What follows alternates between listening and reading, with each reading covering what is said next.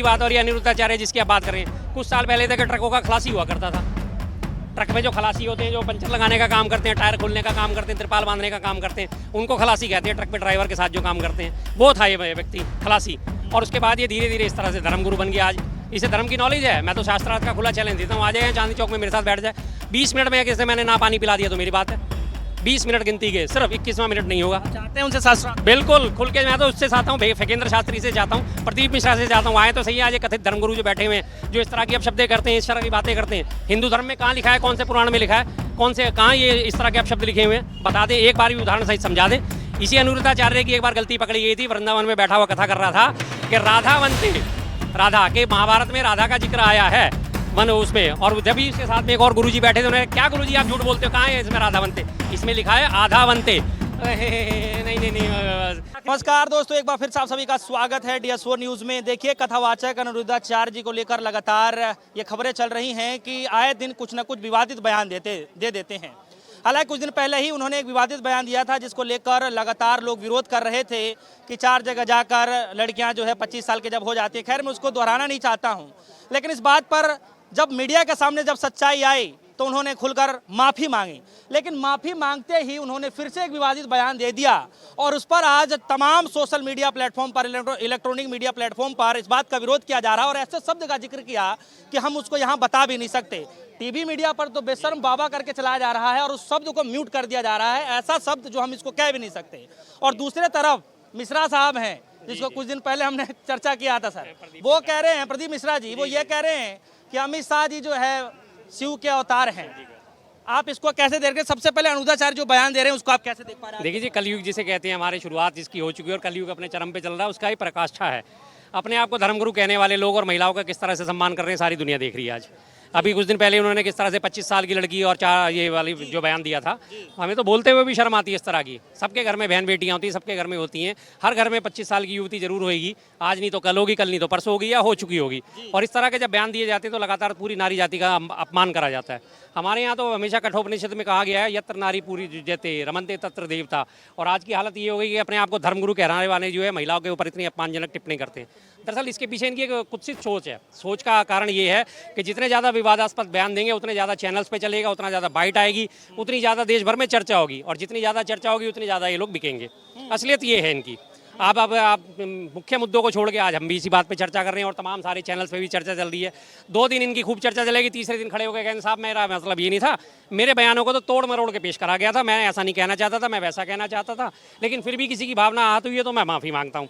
उसका जो है मकसद सॉल्व हो गया, बिना किसी PR एजेंसी को हायर करे, बिना किसी एडवर्टाइजिंग एजेंसी को हायर करे, देश भर में उनकी जो है पब्लिसिटी हो जाती है। इसलिए इन लोगों ने एक पूरा तरह ये धंधा बना लिया है कि विवादास्पद बयान दो, चर्चाओं में आओ और अपनी पब्लिसिटी करो। किसी भी किस्म से धर्मगुरु कहने लायक नहीं है। और सबसे बड़ी बात में ऐसे धर्मगुरुओं को तो मैं सामने आए तो फिर मैं उनको बताऊं, लेकिन इनमें सबसे बड़ी जो कसूरवार है वो महिलाएं ही हैं।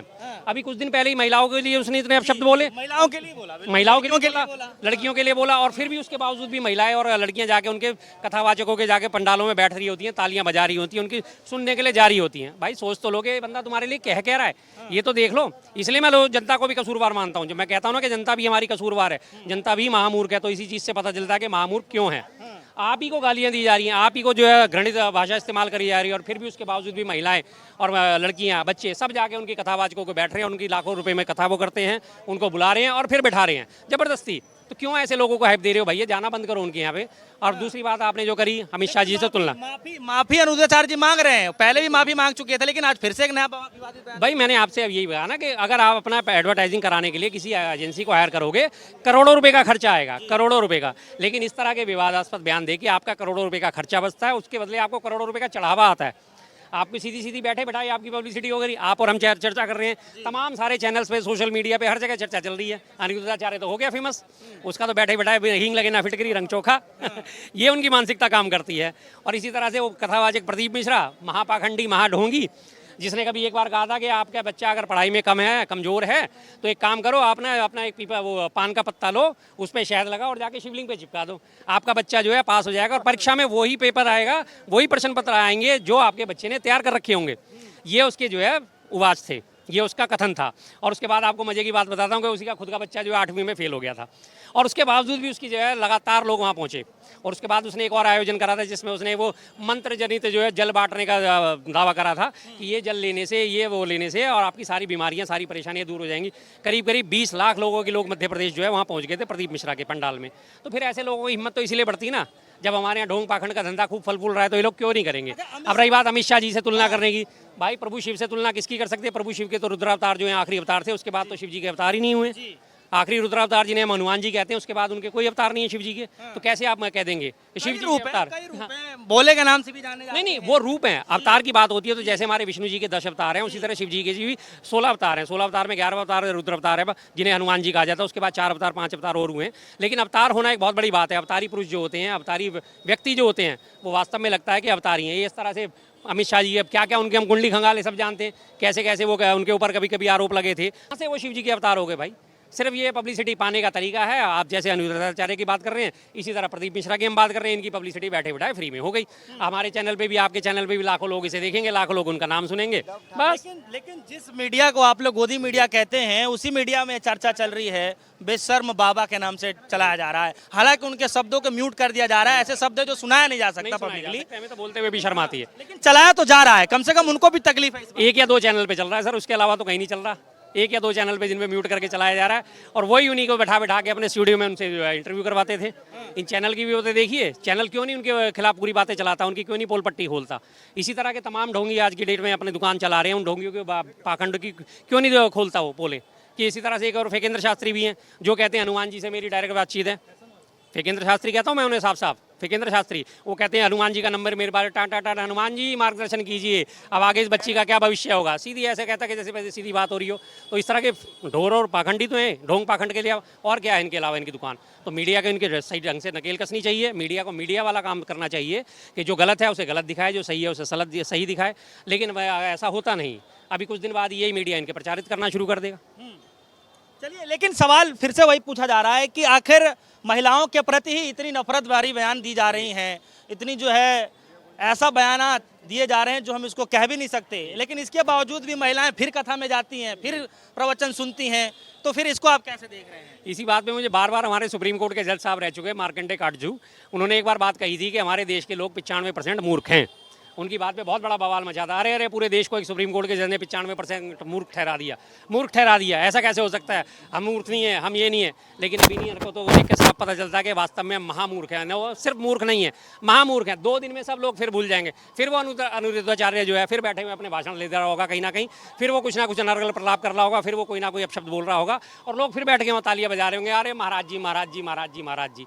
तो हमारे यहाँ देश में कोई इतनी जागृति जिसे कहते हैं ना, हम अभी तक भी दुनिया 21वीं सदी पे पहुंच रही है। हमारे देश के सौरभ शुक्ला जो हैं वहाँ पे पहुंच गए, चांद पे पहुंचे, अंतरिक्ष में पहुंचे। लेकिन ये इस तरह के लोग जो हैं ढोंगी पाखंडी हमें सालों साल पीछे ले जाने का काम कर रहे हैं। अभी तो धर्म में नहीं है, अभी तो उसी धर्म, अभी तो बिल्कुल है, मैं उस धर्म में हूँ, बिल्कुल ब्राह्मण समाज से आता हूँ, पर मैं इन सारे ढोंग पाखंड के बिल्कुल खिलाफ हूँ। मैं इन चीज़ों में बिल्कुल यकीन नहीं रखता कि इस तरह की कोई भी उल्टी सीधी बात करते हैं। मैं बिल्कुल यकीन नहीं करता, मैं तो लगातार इनकी खिलाफत करता हूँ। और सिर्फ इसी धर्म में नहीं है, मैं साफ कहता हूँ मुस्लिम धर्म में भी इस तरह के लोग पाए जाते हैं। एक बजिंदर सिंह पकड़ा गया था पंजाब में, जो अपने आप को एक क्रिश्चियन था, मिशनरी, लोगों को यूं करके और लड़कियों को एकदम गिराता चलता था, जब भूत आ गए भूत प्रेत भगाने का दावा करता था। उसे 10 साल की कैद हुई है बलात्कार के जुर्म में। तो इस तरह के ढोंगी पाखंडियों का लगातार बहिष्कार करना चाहिए, इनकी बातें नहीं सुननी चाहिए किसी भी किस्म से। लेकिन अभी कुछ दिन पहले डिम्पल यादव को लेकर के भी किसी ने बयान दिया था, उसको लेकर आप जिक्र नहीं कर रहे? मौलाना राशिद ने करा था बिल्कुल कि वहाँ नंगी बैठी है। क्या भैया, सारे तो कपड़े पहने हुए थे, नंगी तो तुम्हारी आंखें हैं, बेशर्मी तुम्हारी आंखों में है, देखने वाली की आंखों में अश्लीलता होती है, सीधी सी बात है। कपड़े क्या नहीं पहन रखे थे उन्होंने, साड़ी नहीं पहन रखी थी, ब्लाउज नहीं पहन रखा था, क्या नहीं पहन रखा था उन्होंने। लेकिन जब उन्होंने इस तरह की बात करी और उसके बाद जब उन्हें 2-4 थप्पड़ पड़े, शायद उन्हें कुछ अकल आ जाए। मैं हिंसा का विरोध करता हूं, लेकिन ऐसे लोगों को थोड़ा बहुत सबक सिखाना बेहद जरूरी है। किसी की भी बहन बेटी के आपको ऊपर कैसे आरोप लगा दोगे? और साड़ी ब्लाउज हमारा सदियों से पहना हुआ रहा है, सदियों से पहना हुआ रहा है। हमारी माँ, हमारी बहनें, हमारी भाभियाँ, हमारी चाची ताइयाँ, जितनी भी हमारी घर की महिला होती हैं, साड़ी ब्लाउज पहनती हैं और बहुत अच्छा आउटफिट माना जाता है, पारंपरिक माना जाता है, इसमें कोई गलत नहीं माना जाता उसे। और उसके बावजूद भी वो साड़ी ब्लाउज पहन के बैठी थी, फिर उसके बाद वो कह रहे हैं कि जी वो नंगी बैठी है। किस तरह के शब्दों का इस्तेमाल कर रहा है मौलाना राशिद? तो ऐसे लोगों से तो दूरी बना के रखनी चाहिए। इन लोगों का सार्वजनिक तौर पर बायकॉट करना चाहिए और इन लोगों को सबक सिखाना बहुत जरूरी है। पहले एक नेता जो है, कह लीजिए उनको, जो कह रहे थे कि इकरा हसन से जो है वो निगाह का प्रस्ताव भेज रहे थे, भागे फिर रहे हैं जी। अब उनके ऊपर जो है FIR 2-3 कर दी गई है। पहले तो वो बयान, उसके बाद जो है प्रदीप मिश्रा जी बीच में कह रहे थे कि भाई ना भी दिख रहे लड़कियों को, इसीलिए जो है उनके साथ गलत चीजें हो जाती हैं। उसके बाद अनुरुद्धाचार्य जी इस तरीके से कह रहे हैं। ये सिलसिला रुक नहीं रहा है, लगातार बढ़ता जा रहा है। तो जब तक इनकी कथावाचकों की भीड़ जुटती रहेगी, जब तक महिलाएं और पुरुष इनके उसमें जाते रहेंगे, इन पे सवाल नहीं उठाएंगे, इनका बायकॉट नहीं करेंगे, इनकी दुकान चलती रहेगी। क्या हुआ, जब उसने नाभि के ऊपर टिप्पणी करी थी, उसके बावजूद भी उसके प्रवचन हो रहे हैं, फिर भी महिलाएं वहाँ बैठी हुई सुन रही हैं। और हमारे यहाँ तो वास्तव में, जिसे मैं कहता हूँ ना, पता नहीं क्या लोगों की सेंस बिल्कुल खत्म हो गई है। हंस देते हैं और चल देते हैं। इससे पहले एक बाबा रामदेव जो है हमारा, जिसे लाला रामदेव कहता हूँ मैं, लाला रामदेव ने ये बात उससे पूछी गई थी, आपको महिलाएं कैसी अच्छी लगती हैं? उसने कहा मुझे तो महिलाएं बिना कपड़ों के अच्छी लगती। फिर हे करके हंस दिया, आँख उसकी बार बार टिपर मारती है, हंस दिया। और उसके बावजूद भी उसका क्या करा, उसी को सुनने लोग। और उसी के पीछे कितनी सारी लेडीज बैठी हुई थी जो उनसे बात कर रही थी, उन्हीं के पीछे स्वयं सेविका बन के बैठी हुई थी। लेडीज के लिए वो बातें कर रहा है और स्वयं सेविका उसके पीछे बैठी हुई और वो हंस रही है उस बात पे। उन्होंने एक बार भी टोका नहीं है किसी को। तो फिर क्या करेंगे, जब आप सामने वाले को गाली दे रहे हो और उसमें खुशी महसूस कर रहा है, तो फिर अगले होते हिम्मत बढ़ेगी। ऐसे धर्म गुरुओं को या फिर कथावाचकों को आप क्या एक संदेश देना चाहते हैं? सार्वजनिक बहिष्कार इनका होना चाहिए। ये किसी किस्म के धर्मगुरु नहीं है, कुधर्म गुरु है। हमारा धर्म सम्मान करना सिखाता है, हमारा धर्म इज्जत करना सिखाता है, हमारा धर्म लज्जा करना सिखाता है। लेकिन ये हमारे धर्म के अधिकारी बन के आज महिलाओं का बेइज्जती कर रहे हैं, महिलाओं को असम्मान भाषा इस्तेमाल कर रहे हैं, महिलाओं के साथ खिलवाड़ करते हैं। अभी आपको पता है कि आपने देखा होगा कि लगातार एक और मध्य प्रदेश में बात चल रही है, धर्मस्थल में कंकाल मिलने वाली बात। वो कैसे नए नए प्रपंच रचे जा रहे हैं इन धर्मस्थलों की आड़ में और इन ढोंगी धर्मगुरुओं की आड़ में। तो ये सीधे सीधे बंद होने चाहिए। जनता से अपील करूंगा, भाई देखो, आपको जो है अगर सुगम मार्ग चाहिए, हमारे सारे ग्रंथों में सब लिखा हुआ है। गीता पढ़ लीजिए, रामायण पढ़ लीजिए, कठोपनिषद पढ़ लीजिए, पुराण पढ़ लीजिए, शिव पुराण पढ़ लीजिए, कोई सा भी आप पुराण पढ़ लीजिए, कोई भी आप बैठ के, कोई नहीं आपको रोकता। उसमें सारी गाइडलाइन दे रखी है। आपको अगर चाहिए तो कैसे चाहिए, आपको मोक्ष चाहिए तो कैसे मिलेगा, हर जगह साफ साफ लिखा है कि इज्जत रखिए, इज्जत करिए। सीधी सी बात है। आप इनके पास जाते ही इनकी कथा सुने, क्या सुनाते हैं, उल्टी सीधी बात। और ये अनिरुद्धाचार्य जिसकी आप बात कर रहे हैं, कुछ साल पहले तक ट्रकों का खलासी हुआ करता था। ट्रक में जो खलासी होते हैं, जो पंचर लगाने का काम करते हैं, टायर खोलने का काम करते हैं, त्रिपाल बांधने का काम करते हैं, उनको खलासी कहते हैं। ट्रक में ड्राइवर के साथ जो काम करते हैं, वो था ये व्यक्ति खलासी। और उसके बाद ये धीरे धीरे इस तरह से धर्मगुरु बन गया। आज इसे धर्म की नॉलेज है। मैं तो शास्त्रार्थ का खुला चैलेंज देता हूँ, आ जाए चांदनी चौक में मेरे साथ बैठ जाए, 20 मिनट में किसी मैंने ना पानी पिला दिया तो मेरी बात है। 20 मिनट गिनती के, सिर्फ 21वां मिनट नहीं होगा। चाहते हैं उनसे शास्त्र? बिल्कुल खुल के। मैं तो उससे चाहता हूँ, फकेंद्र शास्त्री से चाहता हूँ, प्रदीप मिश्रा से चाहता हूँ, आए तो सही। आज कथित धर्मगुरु जो बैठे हुए हैं, जो इस तरह की अपशब्दें करते हैं, इस तरह की बातें करते हैं, हिंदू धर्म में कहाँ लिखा है, कौन से पुराण में लिखा है, कौन से कहाँ ये इस तरह के अपशब्द लिखे हुए हैं, बता दें, एक बार भी उदाहरण सहित समझा दें। इसी अनिरुद्धाचार्य की एक बार गलती पकड़ी गई थी। वृंदावन में बैठा हुआ कथा कर रहा था कि राधावंते, राधा के महाभारत में राधा का जिक्र आया है वन उसमें। और जब भी उसके साथ में एक और गुरुजी बैठे थे, उन्होंने क्या गुरुजी आप झूठ बोलते हो, कहाँ है इसमें राधावंते, इसमें लिखा है आधावंते। नहीं खिसिया के और बैठ गया। लेकिन उसके बावजूद लोगों ने नहीं देखा कि किस तरह से बरका लाने का काम करता है। तो मैं तो साफ कहता हूँ सर, जनता महामूर्ख है, जनता महामूर्ख है, जनता महामूर्ख है।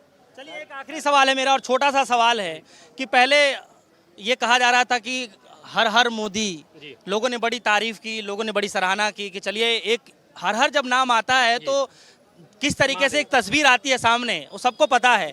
और अब कभी शिव के अवतार, कभी विष्णु के अवतार लगातार चल रहा है। और जिस तरीके से प्रदीप मिश्रा जी जो कह रहे हैं कि भैया वो शिव के अवतार के तौर पर देख रहे हैं, तो उनके जवाब को और उनके सवालों को जिस तरीके देखिए, चमचागिरी की पराकाष्ठा है आज की डेट में। जिसे देखिए वही सत्ता के चरण चुंबक में लगा हुआ है। प्रदीप मिश्रा के ऊपर हो सकता है कहीं दिख रहे होंगे तो हाँ, दिख रहे होंगे तो कोई कहीं ना कहीं लग रहा होगा। हो सकता है उन्हें अपनी कोई राजनीतिक महत्वाकांक्षा हो कि मैं इनकी चमचागिरी करूंगा, मैं इनकी बातें करूंगा तो मुझे कहने का टिकट मिल जाएगा। इसका सबसे बड़ा उदाहरण हमारे इसमें मौजूद है। आपने देखा ना, कंगना रनावत किस तरह से लगातार मोदी जी की और अमित शाह जी की चमचागिरी करती थी। करते करते कभी उनको अवतार बताती थी, कभी कुछ बताती थी, कभी महामानव बताती थी, कभी कहती थी हमें वास्तविक आज़ादी ही 2014 में मिली है। तो उसके बदले में उसे टिकट मिल गया ना मंडी से। अब टिकट मिलने के बाद जब उसके बाद वहाँ के जो स्थानीय नागरिक पहुँचे गए, मैडम यहाँ पे समस्या है, मुझे क्या आपने नाली और इनके कामों के लिए चुना है, ये काम मेरा नहीं है। वाह भाई वाह, सांसद हो आप, सांसद के पास लोग समस्या लेके जाएंगे, मेरे पास प्रशासन थोड़ी है, ये तो आप समस्या कहीं और लेके जाओ। ये तो उनकी सोच है। मुझे तो राजनीति राज नहीं आती, मैं तो अपने उसमें वापस जाऊंगी, ये उन लोगों की सोच है। तो फिर इससे पहले आपने एक और ड्रामा क्वीन हमारे यहाँ देखी होगी आपने, विस्मृति ईरानी। विस्मृति ईरानी, स्मृति नहीं है, विस्मृति ईरानी है वो। उनकी स्मृति लोप हो जाती है। उन्होंने पहले हलफनामे में भरा था मैं ग्रेजुएट हूँ, दूसरे हलफनामे में भरती है कि मैं 12वीं पास हूँ। पहले 12वीं पास होने, पहले ग्रेजुएट फिर 12वीं पास हुई वो। उल्टी चली उनकी पढ़ाई लिखाई। वो सब भूल जाती हैं, किस तरह की उनकी बातें करी जाएं, क्या करी जाए, कभी वो कुछ कभी कुछ। अभी पीछे उनका आपने एक वीडियो देखा होगा ना, वो एक उनके शायद अंजना ओम थी, कौन सी उनके एक पत्रकार के साथ, रूबी का शायद, हाँ, वो टीवी में दिखा रही कि यहाँ बैठ के हम ये इसमें देखते थे अंजना जी के साथ, हाँ, कि ये सामने घर में टीवी लगा होता था और जब वो रवि शास्त्री जी ने 6 छक्के मारे थे तो हम यहाँ लाइव बैठ के देख रहे थे। रणजी ट्रॉफी की ये बात थी, और रणजी ट्रॉफी का लाइव टेलीकास्ट ही नहीं आता था। कितने बड़े बड़े झूठे बोलने वाले लोग मौजूद हैं। चलिए, तो बहुत बहुत शुक्रिया, हमारे साथ शर्मा जी मौजूद रहे जिनसे हम खासा बातचीत कर रहे थे। कथावाचकों को लेकर जो लगातार बयानबाजियां जो आ रही हैं उसको लेकर लगातार लोग अपनी अपनी राय रख रहे हैं। अनिरुद्धाचार्य जी को लेकर जो बयान लगातार दिए जा रहे हैं, हालांकि पहले जो उन्होंने विवादित बयान दिया उसको लेकर उन्होंने माफ़ी मांग ली, लेकिन फिर से एक विवादित बयान दे दिया है जिसको लेकर अब फिर से विवाद छिड़ चुका है। फिलहाल आप सभी के मन में क्या कुछ चल रहा है, जो कथावाचक हैं उनको लेकर आप अपनी राय क्या देना चाहते हैं, आप हमारे वीडियो कमेंट सेक्शन में जाकर जरूर बताइएगा। फिलहाल के लिए दीजिए इजाजत, देखते रहिए DS4 न्यूज़। धन्यवाद।